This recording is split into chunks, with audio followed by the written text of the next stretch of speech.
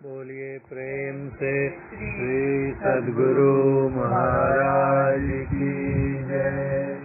श्री सद्गुरु महाराज की जय। श्री सद्गुरु महाराज की जय। संत सद्गुरु महर्षि में ही परमहंस जी महाराज द्वारा रचित सत्संग योग भाग 4 से पाठ पैरा 62। मानस जप और मानस ध्यान स्थूल सगुण रूप उपासना है। एक विन्दुता व अणु से भी अणु रूप प्राप्त करने का अभ्यास सूक्ष्म सगुण रूप उपासना है। सार शब्द के अतिरिक्त दूसरे सब अनहद नादों का ध्यान सूक्ष्म कारण और महाकारण सगुण अरूप उपासना है। और सार शब्द का ध्यान निर्गुण निराकार उपासना है। ये तो कल ही देख चुके हैं हम लोग, इसलिए सिर्फ यहाँ पर क्या कह रहे हैं कि सार शब्द के अतिरिक्त दूसरे सब अनहद नादों का ध्यान हम लोग देखे थे। सब सगुण है, वो क्या है, सूक्ष्म है और सगुण है, लेकिन जिस लोक के नाद हैं, शब्द हैं, उस हिसाब से उनको कहेंगे। जैसे सूक्ष्म लोक में जो नाद सुने गए उनको कहेंगे सूक्ष्म सगुण अरूप उपासना। फिर कारण लोक में, कारण प्रकृति में जो शब्द नाद सुने गए उनको कहेंगे कारण सगुण अरूप उपासना। उसी तरह से महाकारण मंडल में जो नाद सुनने में आएंगे, शब्द सुनने में आएंगे, उनको कहेंगे महाकारण सगुण अरूप उपासना। और महाकारण के पार करते ही गुण समाप्त हो जाते हैं। जो बचता है वो है निर्गुण अरूप या निर्गुण निराकार। अरूप बोले निराकार बोले एक ही बात है। निर्गुण निराकार उपासना है।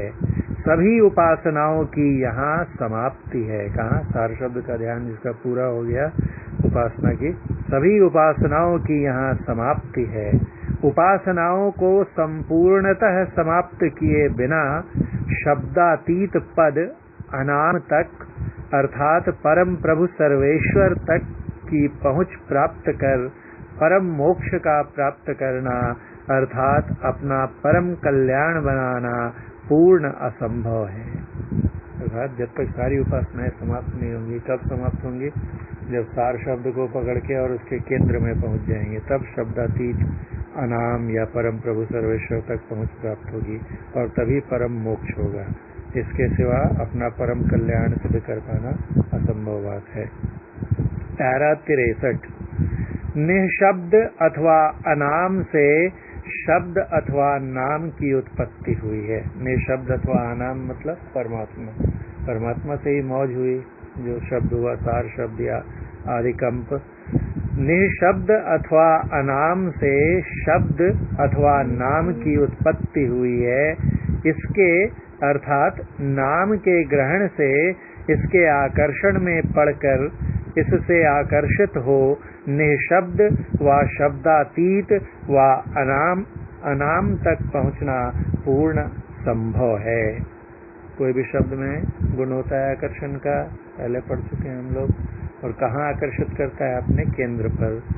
तो जो निःशब्द से शब्द निकला है अर्थात सार शब्द, अनाम से जो नाम निकला है अर्थात आदि नाम, उसको अगर ग्रहण कर लेंगे तो उसके आकर्षण में पड़कर उससे आकर्षित होकर कहाँ जाएंगे? उसके केंद्र पर।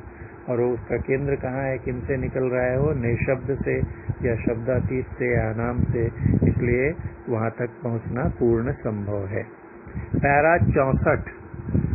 अनाम के ऊपर कुछ और का मानना व अनाम के नीचे रचना के किसी मंडल में अशब्द की स्थिति मानना बुद्धि विपरीत है। अनाम के ऊपर भी और कोई मंडल है, अगर कोई ऐसा मानता है तो बुद्धि को समझ में आने लायक बात नहीं। निष्कंप के ऊपर, अनाम के ऊपर, शब्दातीत के ऊपर और क्या मंडल हो सकता है? या कोई उसके उल्टा ये कह दे कि नहीं, अनाम से नीचे के मंडल में भी, सार शब्द के या उससे भी नीचे, महाकारण, कारण, सूक्ष्म, स्थूल, कहीं भी अनाम के नीचे रचना के किसी मंडल में अशब्द की, अशब्द वही निःशब्द, अशब्द, अनाम सब एक ही बात है, शब्दातीत, अशब्द की स्थिति नीचे के मंडलों में मानना बुद्धि के विपरीत है। ऐसा हो नहीं सकता। पैरा 65। उपनिषदों में शब्दातीत पद को ही परम पद कहा गया है और श्रीमद् भगवत गीता में क्षेत्रज्ञ कहकर जिस तत्व को जनाया गया है उससे विशेष कोई और तत्व नहीं हो सकता है। सर्वश्रेष्ठ सर्वोच्च पद क्या है? शब्दातीत पद है या निशब्द या अनाम पद है।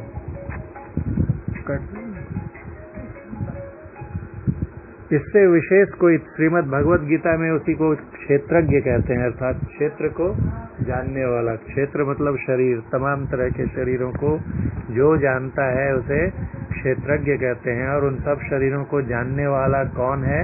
तो आत्मा या परमात्मा ही है।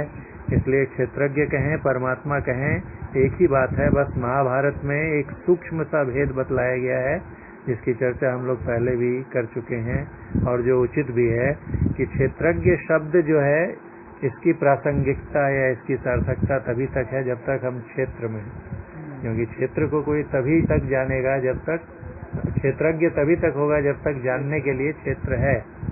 और जब सारे क्षेत्रों के ऊपर पहुंच जाएंगे तो वहाँ कोई क्षेत्र है ही नहीं, तो क्षेत्र ही नहीं है तो उसको जानने वाला कौन होगा। इसलिए वहाँ पर जिसको क्षेत्र जहाँ तक भी हैं, सब मंडल जितने भी परा प्रकृति अपरा प्रकृति के जितने भी मंडल हैं, वहाँ तक जो आत्मा या परमात्मा की स्थिति है उसको क्षेत्रज्ञ कहते हैं, क्योंकि वो क्षेत्र में व्यापक है और क्षेत्र को जानता है।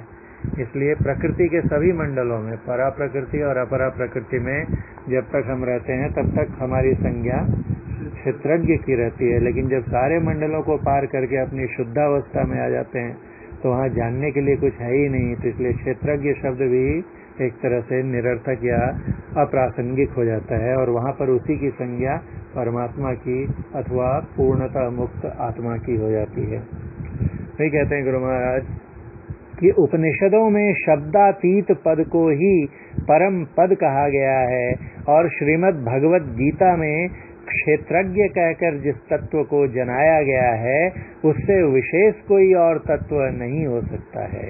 इसलिए उपनिषदों तथा श्रीमद् भगवत गीता में बताए हुए सर्वोच्च पद से भी और कोई विशेष पद है ऐसा मानना व्यर्थ है। इससे ऊपर का कोई पद हो ही नहीं सकता। जो ऐसा नहीं समझते और नहीं विश्वास करते उनको चाहिए कि शब्दातीत पद के नीचे रचना के किसी मंडल में निःशब्द का होना तथा क्षेत्रज्ञ से विशेष और किसी तत्व की स्थिति को संसार के सामने विचार से प्रमाणित कर दें। जो ये मानते ही नहीं है कि इससे ऊपर का पद नहीं हो सकता है तो उनको चाहिए, या फिर कुछ लोग ऐसा बोलते हैं कि उसके नीचे के मंडल में ही अनाम हो सकता है, तो उनको चाहिए कि अपने विचार द्वारा ये साबित कर दें कि शब्दातीत पद के ऊपर भी कोई पद है, विशेष पद है, या फिर शब्दातीत पद के नीचे के जो मंडल हैं उनमें यह शब्द की स्थिति हो सकती है। ये दोनों में से कुछ भी अगर इसमें वो विश्वास रखते हैं तो उनको चाहिए कि संसार के सामने विचार से उसको प्रमाणित कर दें। परंतु ऐसा कर सकना असंभव है। विचार से सिद्ध और प्रमाणित किए बिना ऐसा कहना कि मेरे गुरु ने उपनिषदादि में वर्णित पद से ऊंचे पद को बतलाया है, ठीक नहीं। सिर्फ ऐसे ही बोल दिया नहीं, हमारे गुरु उपनिषदों में जो वर्णित सर्वोच्च पद है उससे भी ऊपर के पद को बतला दिया है, तो ऐसा बोलने से नहीं होगा ना, प्रमाणित करना होगा उसे। विचार से सिद्ध और प्रमाणित किए बिना ऐसा कहना कि मेरे गुरु ने उपनिषदादि में वर्णित पद से ऊंचे पद को बतलाया है, ठीक नहीं। क्योंकि इस तरह दूसरे भी कहेंगे कि मैं आपसे भी ऊंचा पद जानता हूँ, और फिर ऐसा ही चलता रहेगा, कुछ सिद्ध नहीं होगा। पैरा 66। इसमें संदेह नहीं कि केवल एक सार शब्द व आदि शब्द ही अंतिम पद अर्थात शब्दातीत पद तक पहुंचाता है। सिर्फ सार शब्द ही जो है वो शब्दातीत पद तक पहुंचा सकता है, और किसी शब्द में एक क्षमता नहीं है, क्योंकि कोई भी शब्द अधिक से अधिक कहाँ तक पहुंचा सकता है, जहाँ से वो निकला है। तो इसको छोड़कर जितने भी शब्द हैं उनका केंद्र कहाँ है? परमात्मा से नीचे है ना, सार शब्द से नीचे है, क्योंकि सार शब्द के नीचे वाले मंडलों का केंद्र कहाँ रहेगा? अपरा प्रकृति में रहेगा। तो अधिक से अधिक अपने केंद्र तक ही पहुंचा सकते हैं, इसलिए वो परमात्मा तक नहीं पहुंचा सकते। परमात्मा किसका केंद्र है? सार शब्द का। इसलिए परमात्मा तक पहुंचाने की क्षमता केवल सार शब्द या आदि शब्द में ही है। इसमें संदेह नहीं कि केवल एक सार शब्द व आदि शब्द ही अंतिम पद अर्थात शब्दातीत पद तक पहुंचाता है, परंतु इससे यह नहीं जानना चाहिए कि इसके अतिरिक्त दूसरे सब माइक शब्दों में के शब्दों का ध्यान करना ही नहीं चाहिए। इसका मतलब ये नहीं कि हम सीधे सार शब्द का ही ध्यान करेंगे और किसी शब्द का ध्यान नहीं करेंगे। सार शब्द तक पहुंचेंगे कैसे? नीचे सबसे पहले स्थूल मंडल में पकड़ेंगे, वहाँ के बिंदु पर जाएंगे तो सूक्ष्म मंडल का शब्द मिलेगा। सूक्ष्म मंडल का शब्द नहीं पकड़ पाएंगे तो कारण मंडल में कहाँ से जाएंगे? कारण का शब्द नहीं पकड़ेंगे तो महाकारण का कैसे पकड़ेंगे? और महाकारण नहीं पकड़ेंगे तो सार शब्द को कैसे पकड़ेंगे? इसलिए वो सब निरर्थक नहीं है, उनका ध्यान करना आवश्यक है ना। सिर्फ ये कह देना कि अरे सब तो माइक मंडल के शब्द हैं, इनको पकड़ के इनका ध्यान करके क्या फायदा है, बेकार है, सीधे सार शब्द का ध्यान करो, तो पकड़ में ही नहीं आएगा। क्योंकि नीचे के मंडलों में जो ये रहती है अपनी सूरत रहती है, उस पर इतना मोटा आवरण रहता है, उसको वो सूक्ष्मता प्राप्त नहीं होती है कि सीधे सार शब्द का ग्रहण कर सके। आहिस्ता आहिस्ता ही परतें गिरती हैं, ढीली पड़ती हैं और सब सार शब्द आता है सुनने में। परंतु इससे यह नहीं जानना चाहिए कि इसके अतिरिक्त दूसरे सब माइक शब्दों में के शब्दों का ध्यान करना ही नहीं चाहिए, क्योंकि ये दूसरे शब्द मायावी हैं। इनके ध्यान से अभ्यासी अत्यंत अधोगति को प्राप्त होगा। मायावी शब्द का ध्यान करोगे तो माया में ही चले जाओगे। अपने ऊपर ले जाता है शब्द। कल ही पढ़े थे हम लोग, कोई भी शब्द ऊपर से नीचे की ओर आता है तो उसको जो पकड़ता है ऊपर जाएगा, नीचे कैसे आएगा? माया में कैसे गिरेगा? ऊपर ही ऊपर जाता जाएगा। सार शब्द के अतिरिक्त अन्य किसी भी शब्द के ध्यान की उपर्युक्त निषेधात्मक उक्ति, निषेध मतलब नहीं, मना करना, तो सार शब्द के अतिरिक्त और कोई भी शब्द का ध्यान का निषेध करना मतलब उसको करने से मना करने की जो उक्ति है, विचार है, उपनिषद और भारतीय संतवाणी के अनुकूल नहीं है और न युक्ति युक्त ही है। ठीक है, उपनिषद और भारतीय संतवाणी के अनुकूल नहीं है और न युक्ति युक्त ही है, अतएव मानने योग्य नहीं है। संख्या 45, 44, 45, 46, 59 और 60 की वर्णित बातें इस विषय का अच्छी तरह बोध दिलाती हैं। उसमें वर्णन है क्रमशः कैसे कैसे ऊपर पहुंचते हम लोग। 67, पैरा 67, दृष्टि योग से शब्द योग आसान है, यह वर्णन हो चुका है। दृष्टि योग करना जितना कठिन है, शब्द योग उसकी अपेक्षा सरल है। आरती में आता भी है, शब्द सुरत अभ्यास सरलतर। सरलतर मतलब अधिक आसान, सरल से सरलतर। तो दृष्टि योग से शब्द योग आसान है, यह वर्णन हो चुका है कि एक विंदुता प्राप्त करने तक के लिए दृष्टि योग अवश्य होना चाहिए। जब तक एक बिंदुता नहीं प्राप्त हो जाए तब तक दृष्टि योग करना ही पड़ेगा। दृष्टि को एक केंद्रित करने का प्रयास करना पड़ेगा। धीरे सब कठिन है, सबसे कठिन तो जप है। मानस जप ही पहले नहीं जमता है, वो जमा कठिन से धीरे धीरे सरल होते जाता है।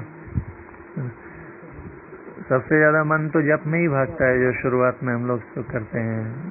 यह वर्णन हो चुका है कि एक विंदुता प्राप्त करने तक के लिए दृष्टि योग अवश्य होना चाहिए, परंतु और विशिष्ट दृष्टि योग कर तब शब्द अभ्यास करने का ख्याल रखना अनावश्यक है।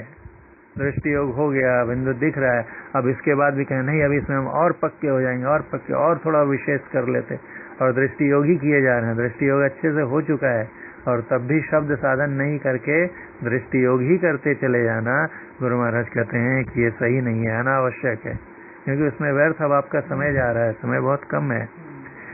परंतु और जब तक दृष्टि योग नहीं हुआ है तब तक आवश्यक है, लेकिन जब वो हो गया, परंतु और विशेष दृष्टि योग कर तब शब्द अभ्यास करने का ख्याल रखना अनावश्यक है, क्योंकि इसमें विशेष काल तक कठिन मार्ग पर चलते रहना है अनावश्यक रूप से।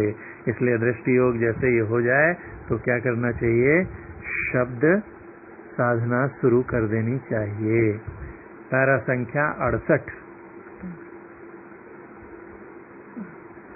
एक बिंदुता प्राप्त किए हुए रहकर शब्द में सुरत लगा देना उचित है।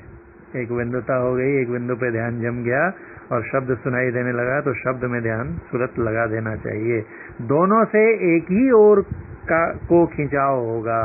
शब्द में विशेष रस प्राप्त होने के कारण पीछे मतलब बाद में बिंदु छूट जाएगा और केवल शब्द ही शब्द में सुरत लग जाएगी तो कोई हानि नहीं। जैसे ही एक बिंदुता प्राप्त हुई तो शब्द सुनाई देने लगा, शब्द सुनाई देने लगा तो अपना ध्यान शब्द में लगा देना चाहिए। लेकिन शुरू में शब्द में ध्यान लगाएंगे और बिंदु भी दिखते रहता है। बिंदु पर ध्यान केंद्रित करते हुए शब्द को सुनते जाएं तो कुछ समय के लिए दोनों साथ साथ होगा। लेकिन जब शब्द सुनना बढ़ जाएगा उसमें कंसंट्रेशन, तो उसमें जो विशेष रस प्राप्त होने लगेगा, आनंद आने लगेगा, तो उसमें इतना मन रम जाएगा कि अपने आप बिंदु पीछे छूट जाएगा और केवल शब्द ही शब्द रह जाएगा, वही सुनाई देने लगेगा। और केवल शब्द ही शब्द में सुरत लग जाएगी तो इसमें कोई हानि की बात नहीं है। असल में यही होना चाहिए, करना ही यही है, यही लक्ष्य है हमारा। लेकिन उसके लिए पहले एक बिंदुता आएगी तब। एक बिंदुता प्राप्त किए हुए रहकर शब्द में सुरत लगा देना उचित है। दोनों से एक ही ओर को खिंचाव होगा, दोनों ऊपर ही ले जाएंगे। शब्द में विशेष रस प्राप्त होने के कारण पीछे बिंदु छूट जाएगा और केवल शब्द ही शब्द में सुरत लग जाएगी तो कोई हानि नहीं। यही तो होना ही चाहिए। इसके आगे का पाठ कल नहीं, रविवार को। कल तो साप्ताहिक सत्संग है। बोलिए प्रेम से श्री सद्गुरु महाराज की जय।